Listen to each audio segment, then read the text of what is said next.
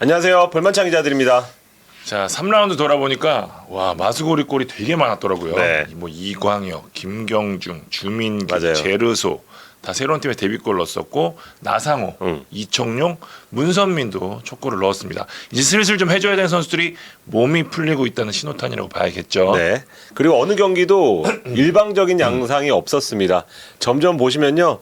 득점 수도 많지 않고 한 골 네. 차가 많다는 점. 그러니까요. 그리고 무승부가 많다는 점.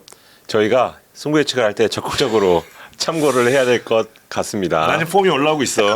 네. 일요일 올킬 찬 기자가 어떤 픽을 하는지 하나도 그러면 또 부담스럽잖아요. 그럼 또. 하나도 빠뜨리지 말고 승부 예측을 꼭 봐주시기를 바라겠습니다.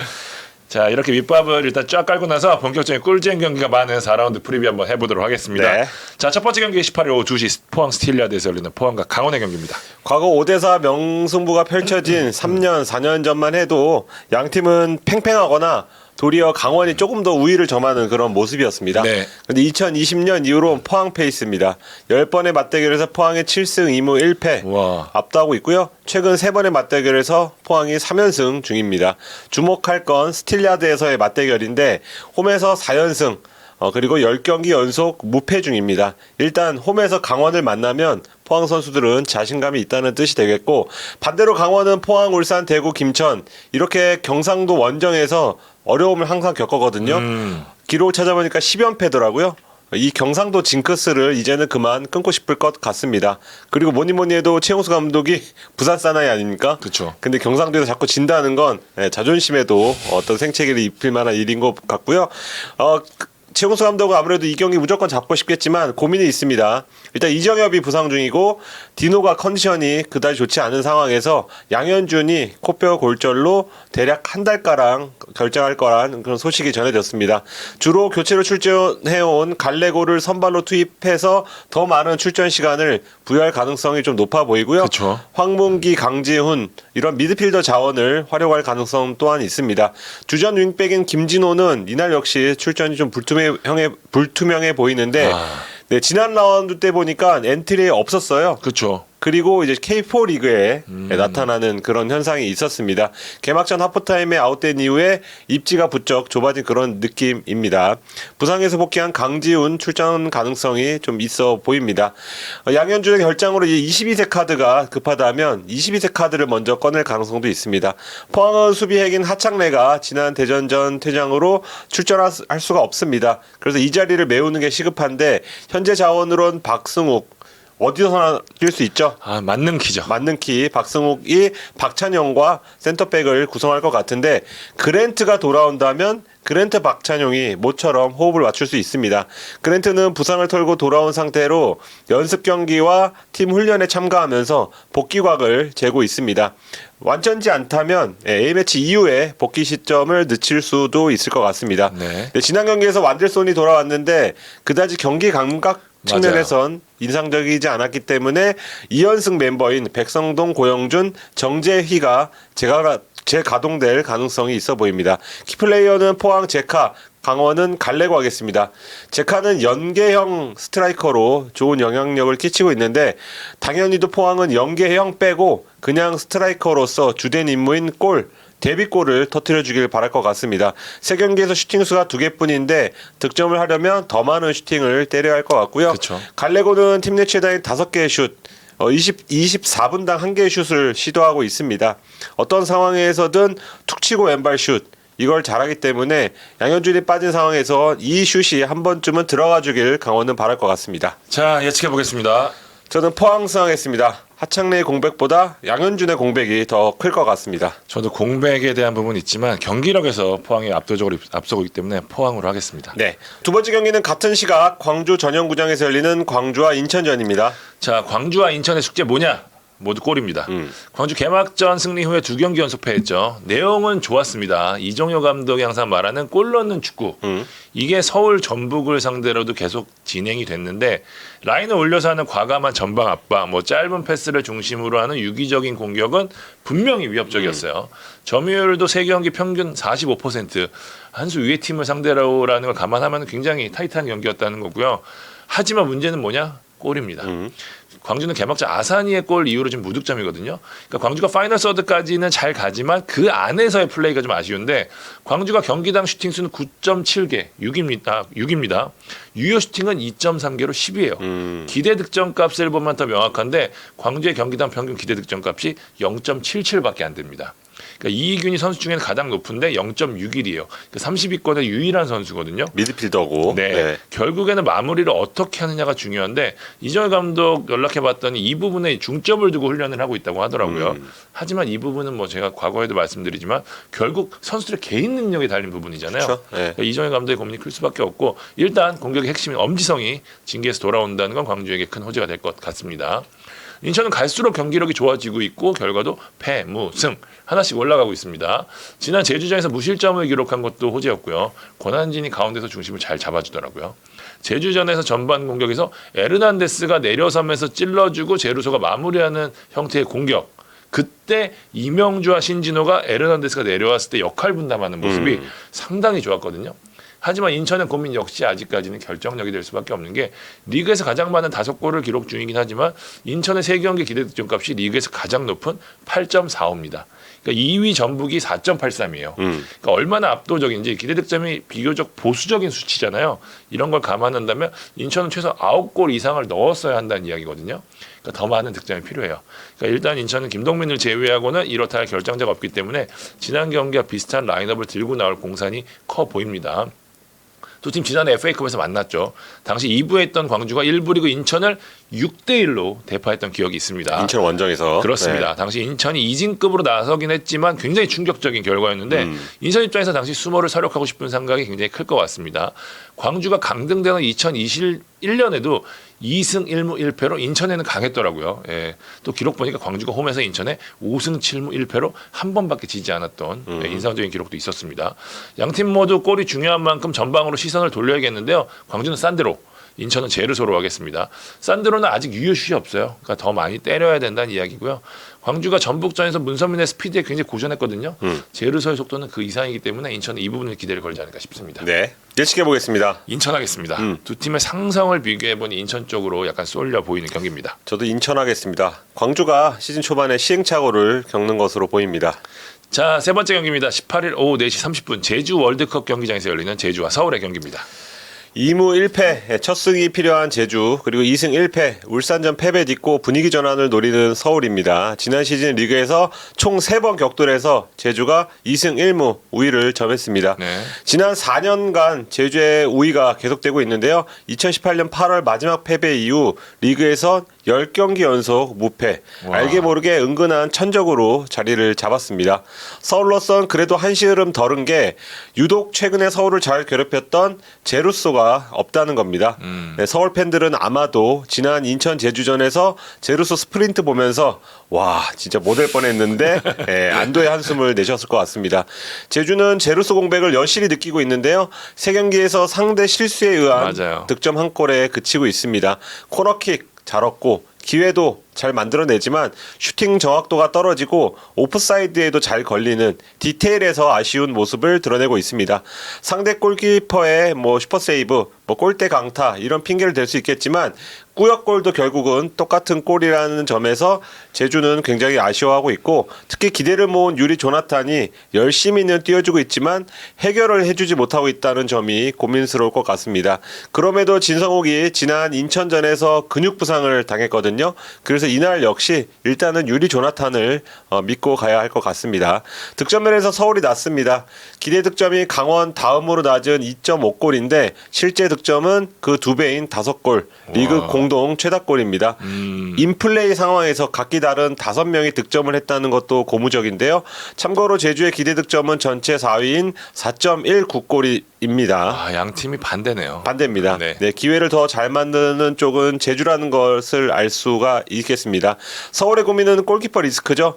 최철원이 지난 울산전에서 승부에 직결되는 실수를 범해서 과연 안익수 감독이 다시 한번 믿음을 줄 것인가 아니면 리프레시 차원에서 연령별 대표인 백종범에게 한번 기회를 줄 것인가 고민이 있을 것 같습니다. 어려운 고민이 될 것 같네요. 네, 일단 훈련장에선 안익수 감독이 최철원에게 장난도 걸면서 일단 분위기를 띄우기에 노력했다고 하던데 최철원이 나선다면 실수를 만회하는 안정감을 보여줄지도 보고 싶습니다. 키플레이어는 제주의 안현범, 서울 이태석으로 하겠습니다.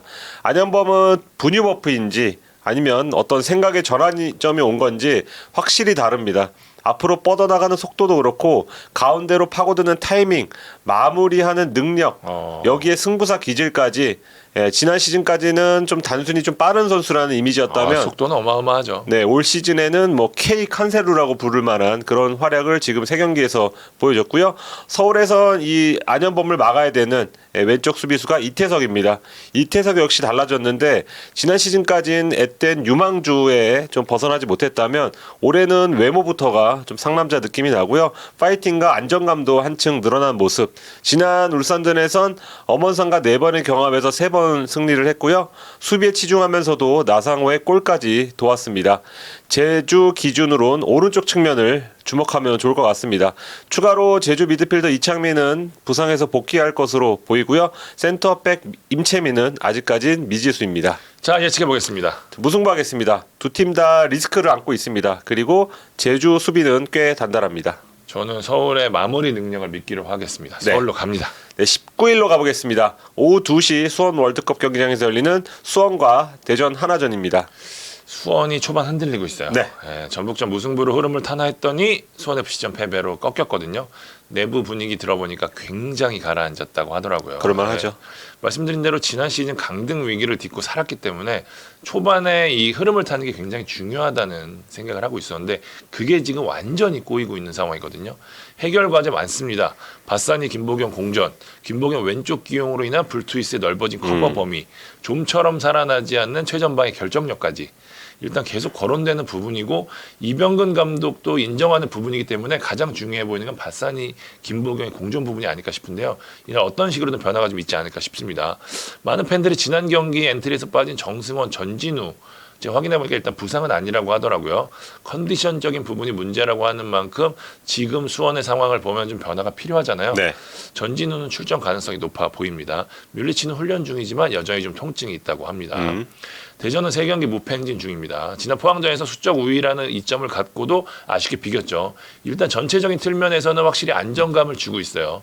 주세종이 빠졌음에도 나쁘지 않았거든요. 그러니까 상대가 퇴장 이후에 내려서면서 문제가 드러났지 정상 11대 11 상황에서는 대전 측의 역습 형태가 잘 이루어졌거든요. 이민성 감독도 이 부분에 대해서는 괜찮았다는 평가를 내렸기 때문에 이진현, 이현식, 임덕근 라인이 다시 한번 기회를 얻을 것 같습니다. 여기에 대전의 역습 속도를 더욱 올려줄 수 있는 레안드로가 복귀각을 재고 있습니다. 레안드로가 뛰었던 첫 강원전 경기가 상당히 좋았거든요. 네. 대전 이 부분에 기대를 걸 것 같고요. 마사는 아직 조금 더 시간이 필요해 보입니다. 대전이 수원 원정으로 간 게 2015년 8월 이후로 처음이더라고요. 그러니까 양 팀이 당시 수원은 잘 나가는 기업 구단, 대전은 배고픈 시민 구단이었음에도 불구하고 꽤 라이벌 의식이 컸던 두 팀이거든요. 많이 싸웠죠. 네, 뭐 축구 수도더비라는 것도 있었고, 뭐 서포터스가 말씀해주신 대로 사건도 많았고요. 네. 이제는 대전이 투자할 수 있는 위치가 됐고 수원이 예전 같은 투자를 못하는 구단이 됐으니까 상당히 격세지감이 느껴지는 경기가 됐는데 경기를 돌아보면은 수원 입장에서는 대전이 속도에 좀 어려움을 겪은 만큼 얼마나 빠르게 나갈 수 있는지 대전 입장에서는 수원이 광주 수협전에서 보듯이 전방 압박에 좀 아쉬운 모습 보였거든요. 앞선에서 얼마나 눌러줄 수 있을지가 포인트가 될 것 같은데요. 네. 그런 의미에서 수원 아코스티의 활약이 필요해 보이고요. 대전은 티아고가 중요해 보입니다. 두 선수는 마무리까지 해줘야 되는 선수죠. 어렵습니다. 예측해 보겠습니다. 저는 무승부. 저는 수원이 지지 않는 경기를 할 것 같습니다. 수원 승리입니다. 제가 수원 예측에서 개인기 많기 때문에 느낀 게 있습니다. 이런 경기에서 뜬금없이 이기기도 합니다. 네. 제가 다녀오는데 잘 보고 오도록 하겠습니다. 자, 다음 같은 시각 대팍에서 열리는 대구와 전북의 경기입니다. 이번에 프리뷰 자료를 찾으면서 잊었던 기억이 떠올랐습니다. 2021년 대상 시상식에서 김상식 전북 감독과 당시 MVP인 전북 주장 홍정호가 정태욱을 베스트 11 수비수로 뽑았더라고요. 네, 홍정호는 저희와 인터뷰에서도 눈여겨보는 후배로 정태욱을 당시에 꼽기도 했습니다. 소름. 그때부터 다 이 모든 판이 짜여져 있었다는 거야. 작업이 되고 있었던 겁니다. 최강희 감독이 신인왕 이승기에게 맞아요. 공개석상에서 구애를 했잖아요. 그리고 나서 실제로 영입했듯이 전북은 그때부터 언젠가 한번 걸리겠지, 낚싯줄을 던진 게 아닌가 이런 생각이 들었고요. 왜 이 얘기를 하냐면 이 경기의 연결고리가 바로 정태욱이기 때문입니다. 정태욱은 2019년 제주에서 대구로 이적한 뒤에 4시즌 연속 핵심 오브 핵심 센터백으로 활약을 했습니다. 그런 정태욱이 전북을 떠나서 4경기 만에 이 대팍을 찾게 된 건데, 대구 스태프와 팬들이 유독 아꼈던 선수여서 그들이 어떤 표정을 짓는지, 그리고 정태욱은 또 어떤 표정으로 대팍에 입성을 하는지 여러모로 정태욱이 중심이 될 그런 경기로 보입니다. 정태욱 선수는 뭐 대구에 많은 걸 남겨주고 떠났죠. 그렇습니다. 네. 네, 출전 가능성도 높습니다. 일단 개막전을 벤치에서 시작했는데 박진섭이 지금 아킬레스 쪽 문제가 좀 있어서 여전히 출전이 불투명하거든요. 만약에 출전이 어렵다면 지난 광주전처럼 홍정호, 정태욱이 센터백 호흡을 맞출 가능성이 높습니다. 정태욱이 나설 경우 오랜 친구죠. 에드가와 뚝배기 대결이 네, 흥미로울 것 같습니다. 진짜 저거는 예측이 어렵다. 네. 에드가 지난 강원전 보신 분들 알겠지만 여전합니다. 예, 일단 뭐 발리슛에 버금가는 강도로 헤더로 골을 넣었습니다. 190cm대 장신 선수들의 고공 맞대결을 지켜보고 싶고요. 그런 면에서 두 선수를 키플레이어로 꼽고 가겠습니다. 대구는 케이타 김강산의 복귀로 스쿼드에 조금은 더 숨통이 트였습니다. 그리고 고재현이 지난 시즌 전북을 상대로 2골을 넣으면서 자신감을 쌓아 올렸는데 전북 신흥 킬러의 입지를 구축할 수 있을지도 궁금합니다. 오승호는 대팍의 주전 골키퍼가 바로 나라는 것, 미들맨이라는 걸 이제는 좀 증명해야 될 때가 아닌가 싶습니다. 전북은 3라운드 최우수 선수죠. 예, 문선민 카드를도 이날도 빼들 것으로 보이는데요. 아마노가 지금 갈비뼈 문제를 안고 있고 이동준도 장기 결장 중인 상황에서 이 선을 어떻게 구성할지 좀 변화를 줄 가능성도 있지만 그래도 문선민은 뺄 수 없을 것 같고, 문선민은 지난 2021년 11월 기억하시는 분들도 계시겠지만 대팍에서 본인 커리어의 역사에 남을 로빙슛을 기억납니다. 넣은 기억이 있습니다. 그때 아마 토트넘 선수들도 이 골을 최고의 골로 꼽았던 것으로 좀 기억을 합니다. 여기 안드레 루이스가 쉽게 녹아들지 못한 상황에서 하파 실바에게 조금 더 출전 시간을 부여하지 않을까 이렇게 예상을 해봅니다. 가장 최근 대팍 맞대결에선 전북이 5대0으로 승리를 했습니다. 대구는 전북전 7경기 만에 승리를 노리고 있습니다. 예측해 보겠습니다. 무승부 하겠습니다. 대팍에선 늘 예상 밖의 결과가 나오곤 합니다. 무승부 많이 하네. 네. 저는 전북. 지난부터. 저는 전북. 흐름 탔습니다. 네. 마지막 경기입니다. 19일 오후 4시 30분 울산 월드컵에서 열리는 울산과 수협의 경기입니다. 자, 울산 3연승으로 선두를 질주하고 있습니다. 물론 아직 경기력은 아쉽다는 평가가 많아요. 그러니까 지난 시즌처럼 상대를 압도하지는 못하고 있는데 결과를 가져가는 능력은 더욱 탁월해졌습니다. 그게 양팀이죠. 네, 그 결과가 2번의 역전승인데요. 하지만 100%의 경기력이 아닌 상황에서 거둔 승리라는 점에서 내부에서는 굉장히 조심스러운 것이더라고요. 그러니까 이 흐름이 끊기면 위기가 올 수도 있다. 어쩌면 제가 볼 때 이런 태도가 지금 울산의 강점이 아닌가 싶어요. 예, 그런 거를 이제 넘었다는 뜻이잖아요. 울산 이청용이 복귀하면서 이제 거의 베스트 전력이 됐습니다. 이청용 지난 서울전에서 결승골 만들어냈고 또 경기력도 좋았거든요. 울산의 창의성을 더욱 더해줄 수 있게 됐고 주민규가 마스거리 그것도 아주 멋진 골을 만들었다는 점에서 호재라고 볼 수 있고요. 다만 에이스라고 할 수 있는 박호의 경기를 계속 아쉽거든요. 워낙 좋은 선수라 올라올 거라고 내부에서도 믿고 있지만 확실히 지난 시즌보다는 아쉬운 모습인데 울산이 안 풀릴 때는 바코가 1대1로 해주는 게 상당히 큰 팀이었거든요. 이게 지금 울산의 고민이 될 것 같습니다. 손FC는 지난 라운드에서 수원을 잡고 시즌 첫 승을 챙겼죠. 결과도 결과지만 내용이 좋았습니다. 이광혁을 중심으로 라스까지 살아났고 수비도 안정감을 찾는 모습이거든요. 흐름을 살 수 있는 기회였지만 상황이 너무 안 좋습니다. 중원에 나올 선수가 없습니다. 지난 경기에서는 이제 신세계가 윤빛가람 파트너로 좋은 모습 보였는데 부상으로 이번 경기 뛸 수 없습니다. 수원FC가 박주호, 정재영의 부상으로 잇몸으로 버텼는데 그 잇몸마저 다쳤고요. 중앙에서 뛸 수 있는 또 다른 자원인 황순민마저 좋지 않은 상황이라고 해서 이제 틀 리도 없습니다. 김도훈 감독이 아주 머리를 아파하더라고요. 네. 일단 이 자리에 누구를 넣을지 가장 큰 고민이 될 것 같습니다. 이에 따라서 수비나 공격도 연쇄 이동이 될 수 있거든요. 일단 공격 쪽은 지금 흐름을 찾은 상황이라 여기 또 김현도 나설 수 있고 물론 이승우가 빠지긴 했지만 어쨌든 중앙 고민이 아마 울산전의 포인트가 될 것 같고요. 김현이 미드필더로 나올 수도 있겠네요. 김현이 센터백을 보지 않을까요? 네. 울산이 수원 FC에 상당히 강했거든요. 그러니까 최근 5연승이에요. 2년 전 아마 기억하실 텐데 2대5 충격패. 네. 당시 라스의 포트트릭. 이후 수원 FC와 만나면 이를 악무는 모습이었습니다. 괜히 많이 넣어서. 그러니까요. 그래서 수협전 당시 선봉이 바코였거든요. 네. 수협전 7경기에서 5골 1도움. 엄마야. 그러니까 한 경기 빼고는 다 공격 포인트를 기록할 정도로 강했는데 울산이 경기력 회복을 위해 바코의 부활이 절실하다는 점에서 이날 터닝 포인트가 되길 희망하는 분위기입니다. 바코가 역시 이날 울산의 키플레이어 될 것 같고요. 수협은 윤빛가람 하겠습니다. 파트너가 누가 될지 불투명한 만큼 윤빛가람이 어쨌든 중원에서 중심을 잡아줘야 합니다. 네, 예측해 보겠습니다. 울산 하겠습니다. 홈 울산은 뭐 필수픽이라고 봐야 되겠죠. 네, 저도 울산 하겠습니다. 홍명보 감독 말대로 경기력이 좋아지고 있는 가운데 운도 따라주고 있습니다.